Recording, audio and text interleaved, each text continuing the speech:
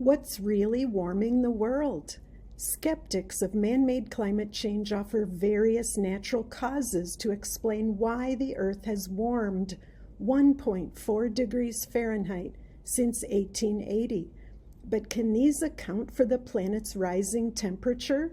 Scroll down to see how much different factors, both natural and industrial, contribute to global warming, based on findings from NASA's Goddard Institute for Space Studies. Is it the Earth's orbit?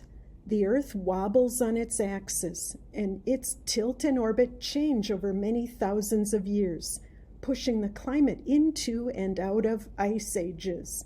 Yet the influence of orbital changes on the planet's temperature over 125 years has been negligible.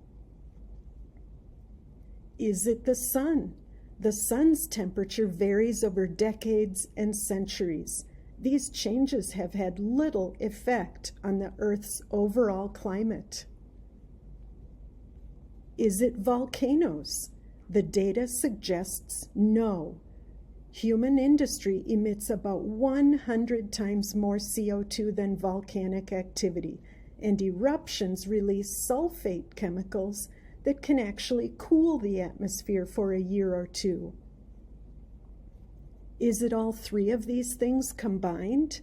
If it were, then the response to natural factors should match the observed temperature.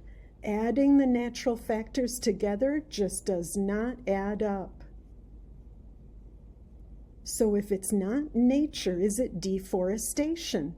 Humans have cut, plowed, and paved more than half of the Earth's land surface. Dark forests are yielding to lighter patches, which reflect more sunlight and have a slight cooling effect. Or ozone pollution? Natural ozone high in the atmosphere blocks harmful sunlight and cools things slightly. Closer to Earth, ozone is created by pollution and traps heat, making the climate a little bit hotter. What's the overall effect? Not much. Or aerosol pollution? Some pollutants cool the atmosphere, like sulfate aerosols from coal burning. These aerosols offset some of the warming. Unfortunately, they also cause acid rain. No, it really is greenhouse gases. Atmospheric CO2 levels are 40% higher than they were in 1750. The green line shows the influence of greenhouse gas emissions. It's just no contest. See for yourself. Greenhouse gases warm the atmosphere. Aerosols cool it a little bit. Ozone and land use changes add and subtract a little. Together they match the observed temperature, particularly since 1950.